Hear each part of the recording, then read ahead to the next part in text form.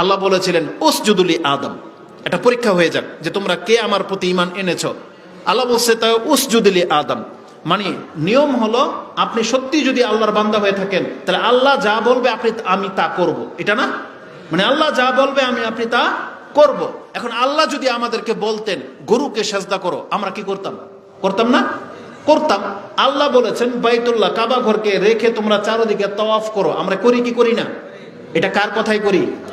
আল্লাহর কথাই করি। আমরা কি ওই ঘরের ইবাদত করি না ঘরের রবের ইবাদত করি? তাহলে বাহ্যিক ভাবে চক্কর তো কাটি ঘরের, কিন্তু এটা কার ইবাদত? আল্লাহর ইবাদত। এটা কি ওই ঘরের সম্মান? ওটা কি ঘরকে কেন্দ্র করে যেটা আমাদের বরকতের জিনিস এজন্য আমরা এটাকে ঘুরি?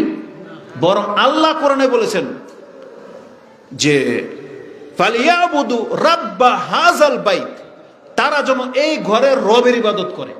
তার মানে আমাদের তাওয়াফটা কার ইবাদত? এই ঘরের না, এই ঘরের মালিকের। এই ঘরের মালিক কে? আল্লাহ। তাহলে যেহেতু এই যে তাওয়াফ করা এটাকে আমরা মেনে নিয়েছি, আল্লাহ যদি আমাদেরকে আরো ভিন্ন কোনো আদেশ করতেন আমরা তাই মানতাম। ঠিক এই নীতিটাই আল্লাহ প্রয়োগ করেছিলেন ফেরেশতাদের উপরে। আল্লাহ চাইলে বলতে পারতেন যে আমাকে সাজদা করো, উসজুদলি, আমাকে সাজদা করো। আল্লাহ বলছেন উসজুদলি আদম, আদমকে সাজদা করো। ফেরেশতারা তো বুঝতে পেরেছিল, কারণ তারা আল্লাহর প্রতি এমন ঈমান এনেছে যে আল্লাহ যেটা বলে এটা ন্যায় না অন্যায় এটা কোনোদিন ফেরেশতা চিন্তাও করবে না।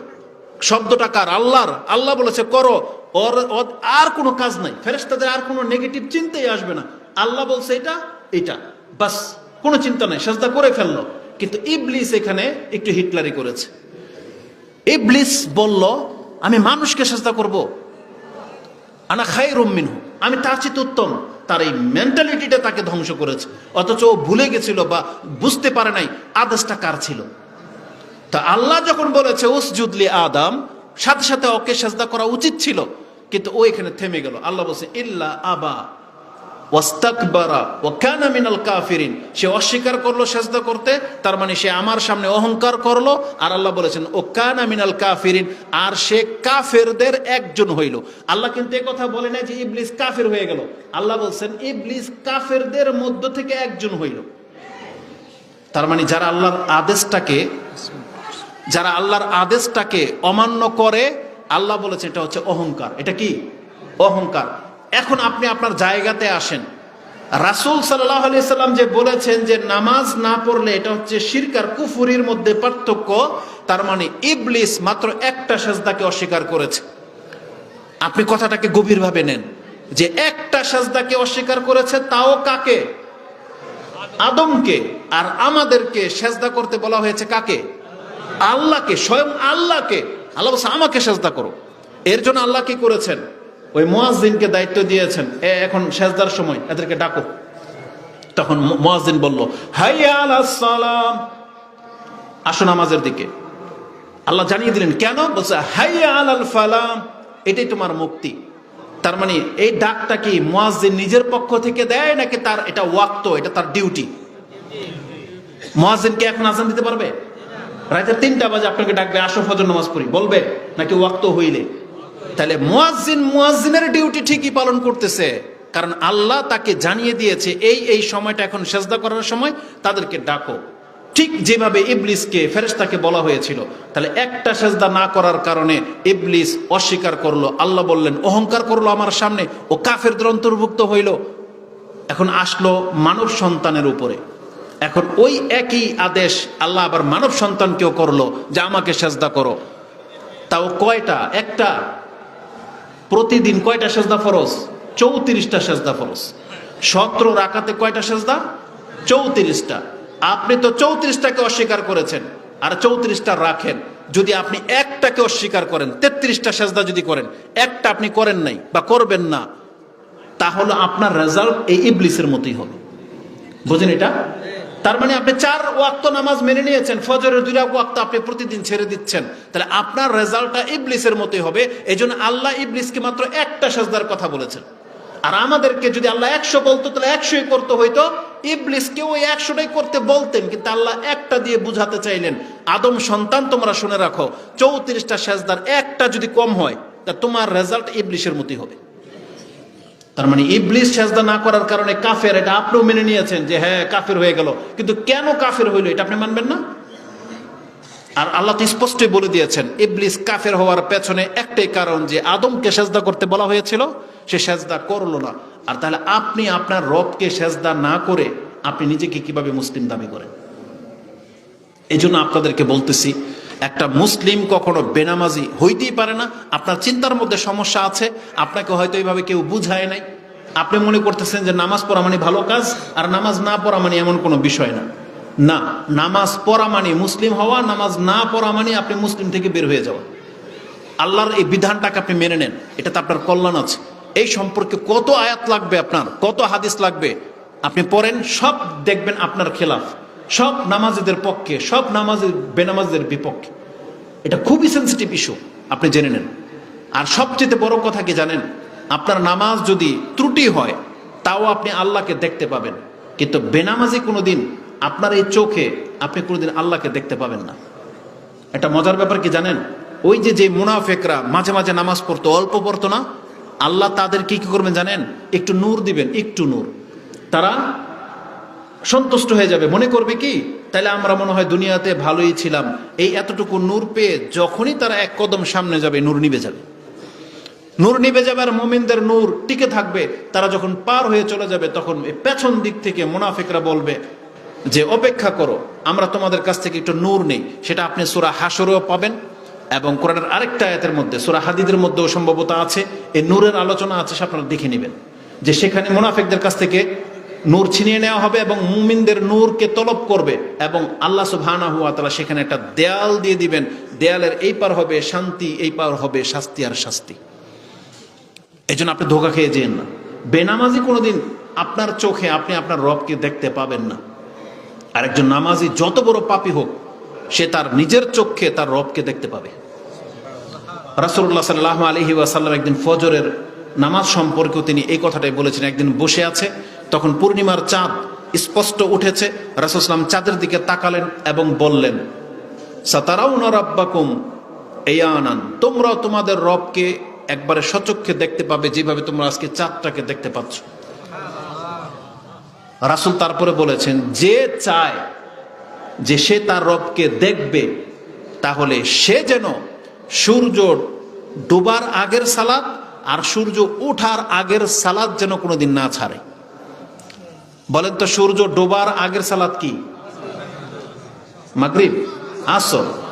আর সূর্য ওঠার আগের সালাত ফজর। তার মানে রাসূল সাল্লাল্লাহু আলাইহি সাল্লাম বলেছেন, যেই ব্যক্তি ফজর আর আসরকে ঠিক রাখলো, তার মানে সে যেন তার রবকে দেখার পারমিশন নিয়ে নিল।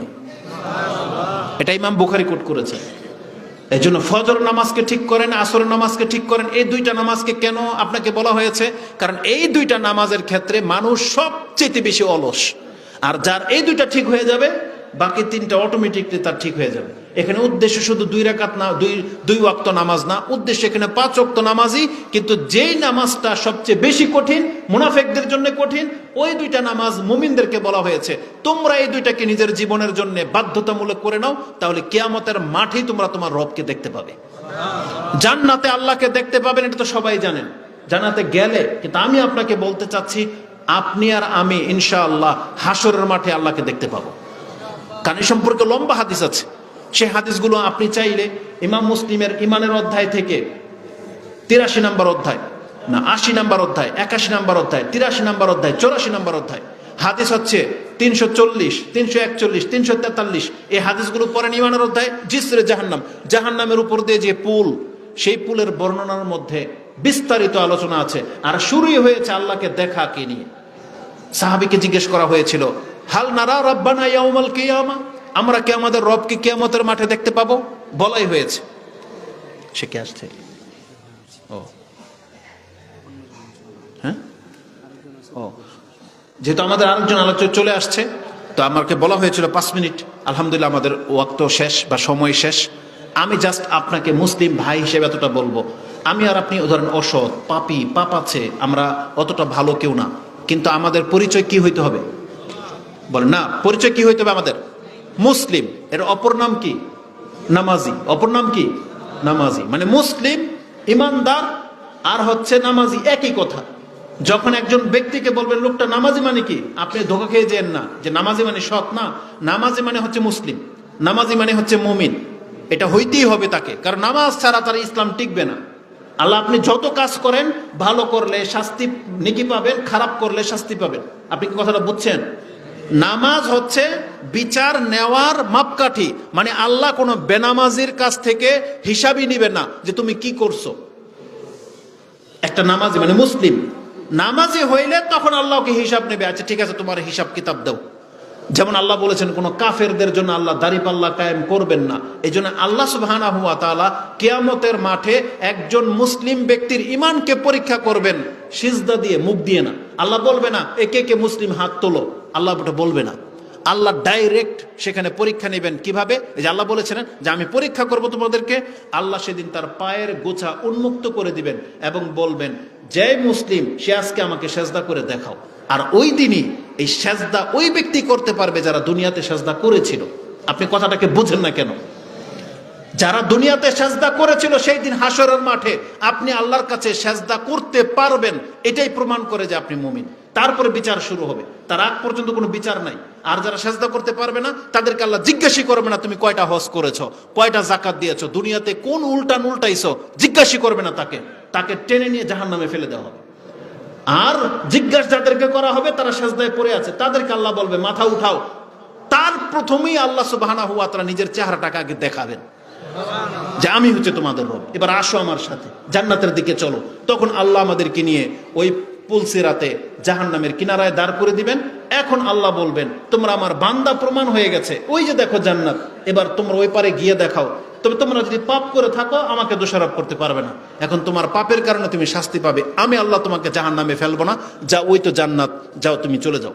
রাসূল বলেছেন সেই দিন কোনো ব্যক্তি পার হয়ে যাবে কাতারফিল আইন, চোখের পলক পড়ার পরেই দেখবে সে জান্নাতের গেটে। বুঝেন?